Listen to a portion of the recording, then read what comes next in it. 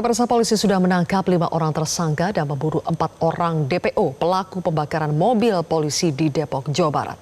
Di sisi lain, eksistensi premanisme berkedok ormas kembali menjadi sorotan pasca pembakaran mobil polisi. Kami akan membahasnya bersama dengan anggota Kompolnas, Khoirul Anam, dan pengamat kepolisian sekaligus Guru Besar Universitas Bhayangkara, Prof. Hermawan Sulistyo atau Prof. Kiki. Selamat malam, Mas Anam, Prof. Kiki. Selamat malam, Mbak Sylvia. Baik, Mas Anam, ormas diduga membakar polisi. Bukan kali ini saja kita berbicara soal sepak terjang ormas. Apakah ini jelas bentuk premanisme? Iya, kalau berangkat dari peristiwa Depok ya clear itu. Bahkan kasus yang dikembangkan itu kan memang pembakaran diperintahkan oleh mereka ya sejak awal penghadangan pengambilan tersangka sampai ada di portal itu ya memang dikonsolidasi oleh organisasi tersebut. Oleh karenanya memang ada 2 hal yang penting ya, tidak cukup dengan pidana. Satu, ya ganti kerugian mobilnya yang rusak itu ya. Yang kedua, evaluasi organisasinya gitu. Kita tidak akan mentolerir bentuk kebebasan berorganisasi tapi digunakan untuk hal-hal yang bersifat kekerasan, premanisme dan sebagainya. Saya sendiri datang ke lokasi ya, melihat lokasi tersebut dan sebagainya, termasuk juga ngecek video yang didapatkan. Oh, itu memang nantangin, padahal polisi sudah bilang bahwa mereka anggota kepolisian. Ya, tetap saja nantangin, bahkan ya melakukan kekerasan tidak hanya kepada mobil tapi juga kepada anggota. Saya kira ini memang problem serius dalam konteks penegakan hukum. Oleh karenanya kami mengingatkan kepada Polda Metro ya, kemarin kan ultimatum itu 1 kali 24 jam, sekarang sudah lebih. Ya, segera tindak tegas biar menjadi pembelajaran bagi pihak-pihak yang lain gitu. Jadi sekali lagi ada 2 hal, satu memang ganti rugi ya, jadi kasihan itu Polres mobil operasionalnya. Yang berikutnya adalah evaluasi keormasannya inilah, evaluasi keormasan ya Kementerian Hukum dan HAM yang memang punya otoritas untuk itu. Oke, baik. Sebelum masuk lebih jauh soal evaluasi dari eksistensi ormas ini, saya ke Prof. Kiki dulu. Prof. Kiki, kalau tadi Mas Anam sampai mengatakan ormas ini sampai menantang ya, seperti menantang kepolisian padahal sudah tahu polisi di situ, itu jelas mobil polisi, tapi masih berani menantang penegak hukum. Kenapa mereka bisa senekat itu, seberani itu, Prof. Kiki? Karena belakangan ini ya ormas-ormas yang sempat dibasmi habis dulu, mungkin masih ingat catatan Hercules menghadapi Polda Metro. Nah, dengan berubahnya angin politik, seolah-olah pemerintah itu memberikan angin pada kelompok-kelompok preman seperti itu. Jadi mereka mulai tambah berani gitu. Tetapi di seluruh norma di seluruh dunia, kalau ada orang yang secara keras dengan kekerasan itu melawan petugas keamanan, melawan petugas hukum kayak gitu, itu nggak ada cerita, dihadapi dengan keras, kalau perlu tembak di tempat. Dan itu norma internasional. Jadi polisi kita nggak boleh takut gitu, nggak boleh takut karena yang ditakutkan sekarang kan efek politis. Padahal kalau udah jelas-jelas urusannya kriminal ya jangan diperhitungkan lagi efek politisnya gitu. Kalau harus tembak di tempat ya tembak di tempat gitu. Karena sikap yang lembek akan menimbulkan respon balik yang lebih keras lagi dari preman-preman itu. Preman itu asal katanya itu dari freeman, artinya orang bebas. Bebas dari apa? Bebas dari kelompok-kelompok kekuasaan negara gitu. Jadi dia bukan preman dalam pengertian vis-a-vis militer ya. Nah, itu kita lihat fenomenanya kemudian apa? Preman yang tadinya hanya preman tidak melekat pada negara, ini justru melekat pada institusi-institusi negara, merasa dilindungi oleh pemerintah, merasa dilindungi oleh aparat keamanan yang lain gitu. Jadi mereka tambah berani, padahal ini meresahkan masyarakat kalau orang sudah tidak menghormati hukum.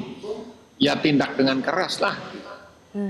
Oke, jangan lembek, harus ditindak dengan keras. Mas Anam, apakah Anda melihat dalam kasus ini sebetulnya polisi tindakan di lapangan seperti apa sih sampai bisa menyebabkan mobilnya dibakar, kemudian petugasnya juga dianiaya? Apakah memang kepolisian kurang antisipatif, kurang mengukur bagaimana kondisi lapangan?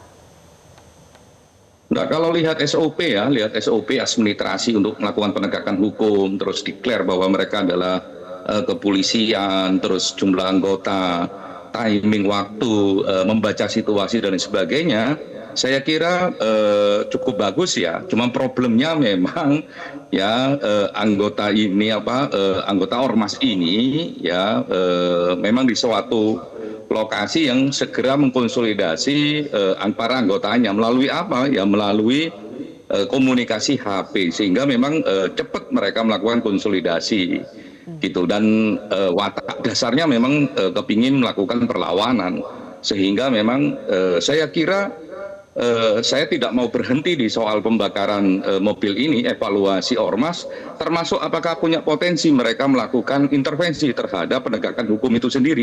Tapi tidak hanya di hari H, di hari-hari sebelumnya apakah ada intervensi. Nah, itu penting.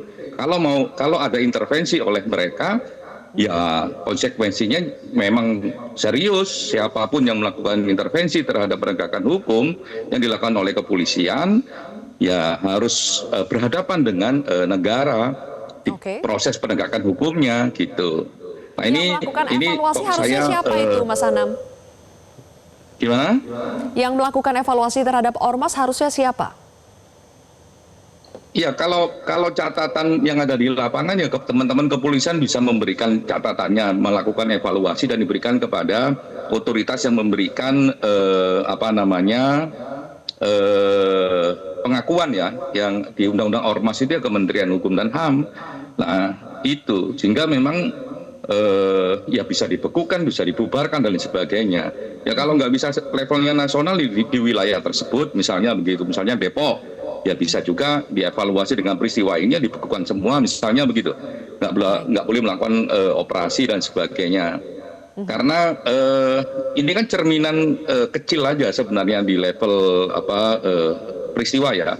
Tapi di level yang lain itu kan banyak posko-posko yang menunjukkan eksistensi mereka dengan berbagai variannya. Karena di TKP itu juga ada posko ya yang menunjukkan bagaimana mereka eksis membangun eksistensinya. Termasuk juga kalau dalam background kasus ini ya kasus sengketa tanahnya. Ya, sehingga premanisme ini tidak hanya dipahami dalam bentuk kekerasan fisik yang terlihat dengan membakar dan melawan petugas, tapi dalam bentuk yang lebih luas. Baik, oke. Terakhir, Prof Kiki, dari dulu sampai sekarang banyak preman berkedok ormas tapi masih bisa eksis sampai sekarang. Solusinya apa, Prof Kiki, kalau betul-betul mau memberantas ormas-ormas yang anak buahnya atau oknumnya itu memang sebetulnya adalah pelaku tindak pidana? Apa solusinya? Ya, ditindak dengan keras. Mengapa? Ada dua tipe tindakan preman-preman itu. Kalau dia masih sendiri atau kelompok-kelompok kecil itu,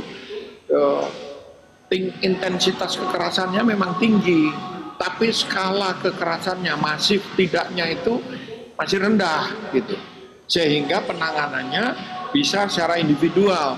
Tetapi kalau sudah seperti kasus ini, dia udah berkelompok secara masif, itu namanya organized crime. Nah, kalau organized crime, kejahatan yang bisa membahayakan keamanan umum, keselamatan publik gitu. Dan itu penanganannya harus lebih lebih institusional ya. Tadi seperti Anam bilang ya ditata ulang, harus ditata ulang sumbernya itu dari mana. Nah, kalau kenapa nggak berhenti karena ada orang-orang yang memetik keuntungan dari penggunaan mereka. Misalnya ada tuan tanah atau rebutan tanah, memakai mereka bisa nakut-nakuti lawan. Nah, pada saat absen, negara absen melalui aparat keamanan yang absen, ya mereka bertindak. Itu masalahnya nggak pernah bisa diselesaikan. Baik. Oke, baik. Kalau begitu penegak hukum dan juga negara tidak boleh absen, memang harus tegas ya memberantas preman-preman Iya. berkedok ormas ini. Terima kasih Prof. Kiki dan juga Mas Khairul Anam. Terima kasih sudah bergabung bersama kami di Prime Time News hari ini. Jelajahi cara baru mendapatkan informasi. Download Metro TV Extend sekarang.